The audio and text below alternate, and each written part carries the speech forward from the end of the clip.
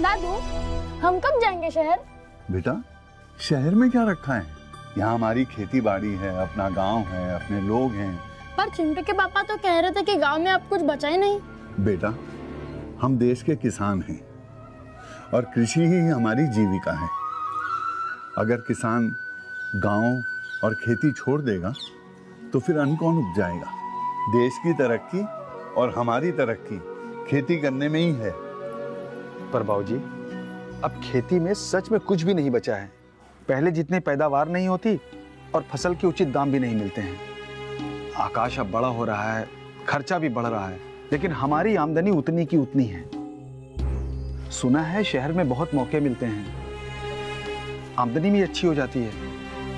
बाबूजी, हमें भी तो समय के साथ बदलना चाहिए ना। ये शहर की चकाचौंध सिर्फ टीवी और मोबाइल पे ही अच्छी लगती है बेटा। क्या शहर में ऐसी खुली हवा मिलेगी? वहां अपने लोग होंगे?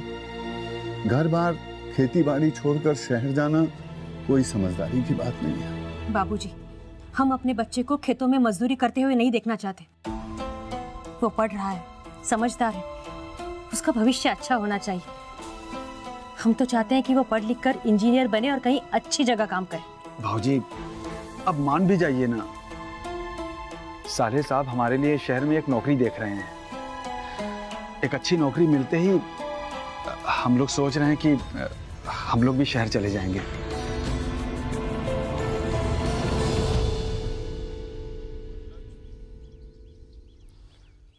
क्या ये सच है कि अब गांव में कोई भविष्य नहीं है? कृषि क्षेत्र में रहकर तरक्की मुश्किल है। इसी सोच के कारण निरंतर हमारे कई किसान भाई गांव को छोड़कर शहर में जाके बस रहे हैं। ग्रामीण आबादी का अगर शहर की तरफ ऐसा ही रुझान चलता रहा तो आने वाले समय में हमारे कृषि उत्पाद पर इसका असर देखने को मिलेगा और हमारी देश की फूड सिक्योरिटी के लिए एक नई चुनौती खड़ी कर देगा। कृषि से उद्योग की ओर रुझान का प्राथमिक कारण है कि फसलों की उत्पादकता बढ़ नहीं रही, संसाधनों का उचित प्रयोग नहीं हो रहा है, मंडी से किसान भाई दूर रहते हैं और बिचौलियों की वजह से उन्हें फसल के अच्छे दाम नहीं मिल पाते। ऐसे और अनेक कारण हैं जिनकी वजह से किसानों की आमदनी उतनी अच्छी नहीं हो पा रही है।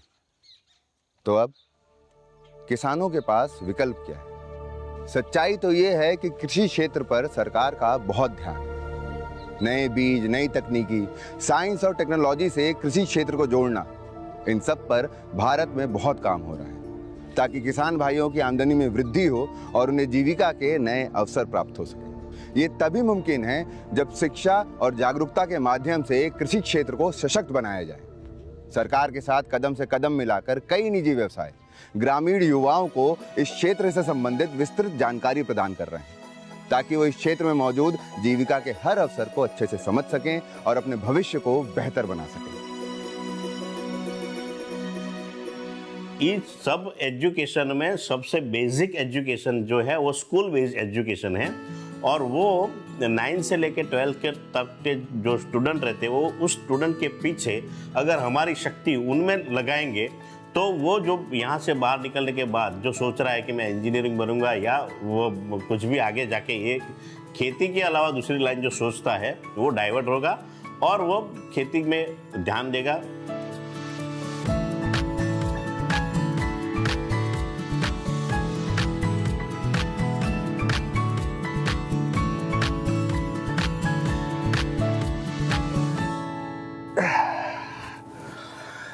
आज तो बड़ी देर हो गई। आकाश नहीं आया स्कूल से अभी तक? आज उसके स्कूल में कुछ खास लोग आने वाले हैं जो बच्चों को बताएंगे कि अच्छा भविष्य कैसे बनाया जा सकता है। बस ऐसे ही समझदारी से हमारा बेटा बढ़ता रहे तो एक दिन जरूर इंजीनियर बन जाएगा। हरी लो, आ गया आकाश। आकाश, और क्लास कैसी रही तुम्हारी?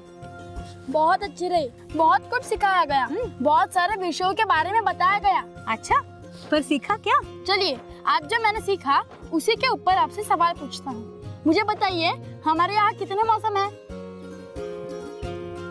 गर्मी का मौसम, जाड़ा का मौसम, बरसात का मौसम। अब इन्हें कृषि की भाषा में क्या कहेंगे? दादू आप मत बताना। अच्छा तुम ही बता दो बेटा। इन तीनों को कृषि की भाषा में खरीफ, रबी और जैद कहते हैं। पर तुम कृषि के बारे में क्यों पूछ रहे हो? आज जीवन में आगे बढ़ने के बारे में जो सिखाया गया वो बताओ ना। अरे मम्मी, क्लास जीवन में आगे कैसे बढ़े उसी की ही थी। कृषि के क्षेत्र में हम लोग क्या क्या कर सकते हैं वो बताया गया। कृषि के इतिहास से लेकर क्या भविष्य है सब कुछ बताया गया। आज की आवश्यकता है कि मिडिल और सीनियर स्कूल के छात्रों को कृषि संबंधी विषयों से अवगत कराया जाए।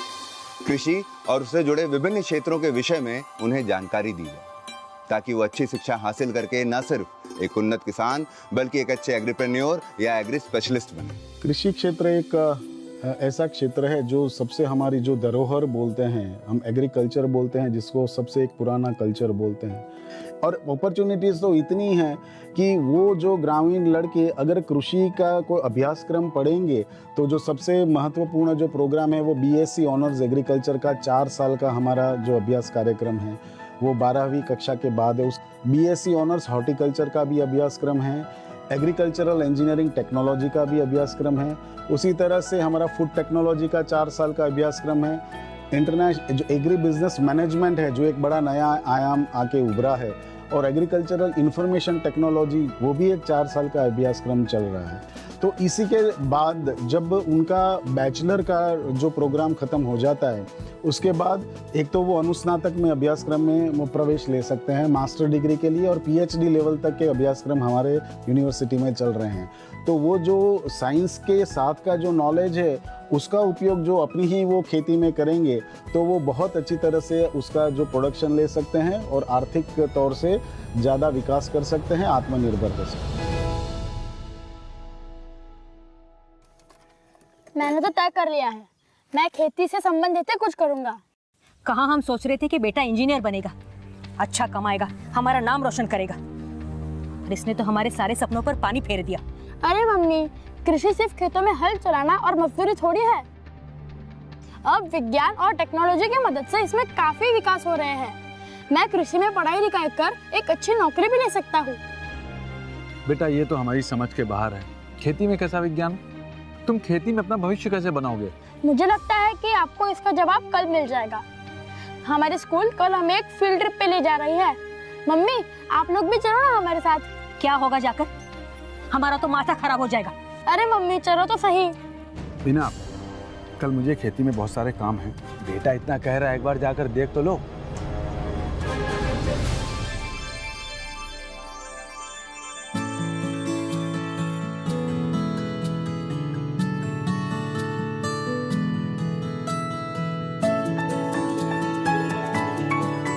हमारे देश में बहुत सारी यूनिवर्सिटीज़ हैं कृषि की, बहुत सारे इंजीनियरिंग कॉलेजेस हैं जो कि कृषि से संबंधित कई सारे डिग्रियां देते हैं, और विभिन्न इंजीनियरिंग कॉलेज आजकल एग्रीकल्चर टेक्नोलॉजी के ऊपर भी डिग्री दे रहे हैं, जिससे कि आप नई नई पद्धति वहाँ से सीख सकते हैं और उसको कृषि में आप इस्तेमाल कर सकते हैं। हमारे देश में स्टार्टअप भी आ गए हैं जो कृषि से जुड़े हुए हैं। फूड प्रोसेसिंग है, उसमें आजकल बहुत ज़्यादा ही देख रहे हैं कि आप ग्रोथ हो रही है, और भारत सरकार के अनेक ऐसे प्रोग्राम आ गए हैं जिसमें राज्य सरकार के साथ वो मिल के ऐसे बहुत से कार्यक्रम कर रहे हैं जिससे कि किसान अपनी इनकम दुगनी कर सकता है।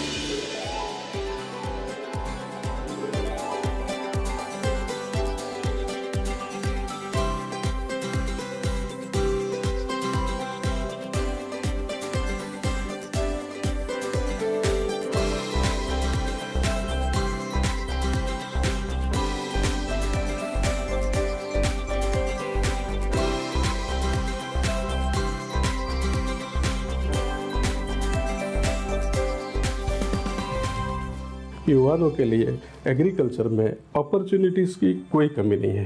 किसानी के अलावा जैसे कि फार्मर प्रोड्यूसर ऑर्गेनाइजेशन का इनिशिएटिव है, तो जो अगर कई जगह पे टोमेटो पैदा हो रहे हैं, कई जगह पे पोटैटो पैदा हो रहे हैं, कई जगह पे ग्राम पैदा हो रहे हैं, तो उसके छोटे बड़े जो उद्यम और जो वैल्यू एडिड का प्रोसेसिंग का प्लांट किसान अपने खेत में ही लगाए, कुछ किसान इकट्ठा होके लगाए। आप अगर कोई आपका खेती में प्रॉब्लम है तो आप कृषि वैज्ञानिक का एग्रीकल्चर यूनिवर्सिटी में संपर्क कर सकते हैं। कृषि करने में जो लागत लगाते हैं वो लागत अगर कम करें और यहाँ प्रोडक्शन ज़्यादा हो तो वो दो मिला के आय दुगनी होगी। एक एग्रीकल्चर बेस्ड जो बच्चे हैं गांव में, क्योंकि ज़्यादातर तो सब किसानों के बेटा है बेटियां है, तो वो इतना ही सोचते हैं कि भाई हम शहर में जाएंगे तो हमारे को अच्छी नौकरी मिलेगी। लेकिन इसकी बजाय ये भी एक काफ़ी बड़ी बात है कि जो बच्चे को पता नहीं है कि भाई एग्रीकल्चर यूनिवर्सिटी में एग्रीकल्चर और इसके संबंधित जो कॉलेजेस है उसमें अगर उनको एडमिशन अगर लेते हैं हो तो उनको डिग्री लेने के बाद ठीक है, उनको अगर जॉब करना है तो वो जॉब भी कर सकते हैं। लेकिन अभी गांव में इतनी सारी अपॉर्चुनिटी है, उनके पास इतनी एवेन्यूज़ है कि वो गांव में भी अच्छा काम कर सकते हैं। छोटे छोटे बिजनेस कर सकते हैं, छोटे छोटे प्रोसेसिंग प्लांट है वो शुरू कर सकते हैं। इतना ही नहीं, खुद की खेती भी करके उसमें से भी अच्छी तरह से वो कमाई कर सकते हैं। अभी ग्रीन हाउस टेक्नोलॉजी है, ऑर्गेनिक प्रोडक्ट है, नेचुरल प्रोडक्ट है, और इस टाइप के जो प्रोडक्ट है वो मधुमक्खी का पालन है, तो हनी का प्रोडक्शन करके भी वो काफ़ी आगे आ सकते हैं। पोल्ट्री का है, काफ़ी अच्छा बिजनेस है। तो इस तरह से छोटी डेयरी है तो डेयरी का भी अच्छा एक बिजनेस है। भारत में कृषि क्षेत्र की संभावनाएं निरंतर बढ़ रही हैं और आने वाले समय में साइंस और टेक्नोलॉजी की मदद से और बहुत विकास होगा और रोजगार के नए विकल्प होंगे। हमें बस जरूरत है आज की युवा पीढ़ी को सही शिक्षा देना। कृषि के कई अलाइड यानी संबंधी विषय हैं, जैसे agriculture engineering, food technology, dairy farming and technology, food science, plant science, horticulture, poultry farming, fish and fisheries, apiculture, tissue culture, sericulture, mushroom cultivation, veterinary आदि। हम पहले एग्रीकल्चर में कोई इंटरेस्ट नहीं ले रहे थे, पर यहाँ पर आए और बहुत सारे एग्रीकल्चर्स के बारे में हमें पता चला, हमें उनकी जानकारी दी गई, तो हमें पता चला कि एग्रीकल्चर भी कोई ऐसी वैसी लाइन नहीं है। एग्रीकल्चर करने से भी कोई आगे बढ़ सकता है। कृषि क्षेत्र में बहुत बदलाव हो रहा है। पहले शहर की और पढ़ी लिखी लड़कियां इस क्षेत्र से दूर रहती थी, क्योंकि सबका मानना था कि इसमें फील्ड वर्क बहुत ज्यादा है, इसी कारण से लड़कियों के लिए उचित नहीं। पर प्रोत्साहित करने वाली बात यह है कि इस क्षेत्र में अब लड़कियां भी आगे बढ़ रही हैं, अपने आप को और इस देश को सशक्त कर रही हैं।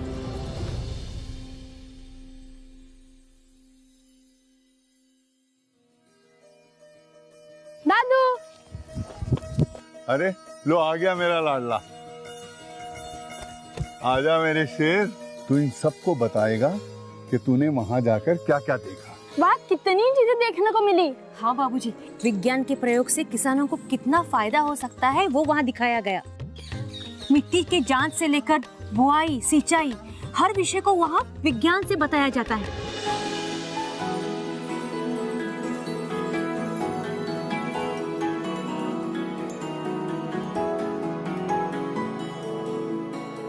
मीना बेटा, तुम तो आकाश को इंजीनियर बनाना चाहती थी।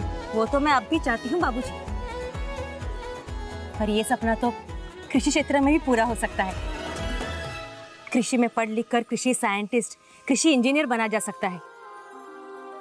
गांव में रहकर खेती बाड़ी से जुड़कर भी बहुत तरक्की की जा सकती है बाबूजी।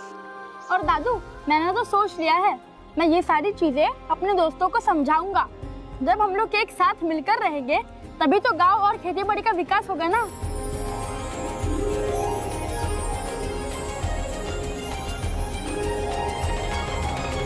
कृषि यानी एग्रीकल्चर सोसाइटी का बेडरॉक रहा है। अगर इकोनॉमी एक पेड़ है तो कृषि उसकी जड़ है। जब तक एग्रीकल्चर ठीक ठाक है तब तक पेड़ ठीक है। Sustainable farming, organic farming, full circularity are now buzzwords. चलो इस वर्ष हम सब ये प्रण लें कि हम सब हमारे विलेजेस में, हमारे गाँवों में खुशहाली और तरक्की लाएं। भारत आज भी गांव में बसता है। देश की आर्थिक संपन्नता आज भी कृषि पर निर्भर है और भविष्य में भी कृषि से देश की संपन्नता जुड़ी रहेगी। मतलब ये कि हमें गांवों को समृद्ध करना है। ये तभी संभव है जब सरकार के सहयोग से युवा पीढ़ी को कृषि क्षेत्र में आने के लिए प्रोत्साहित करें। युवा पीढ़ी को इस क्षेत्र की ओर आकर्षित करना, उन्हें शिक्षित और सशक्त करना ही कृषि और हमारे गांव के समृद्धि की सही दिशा है।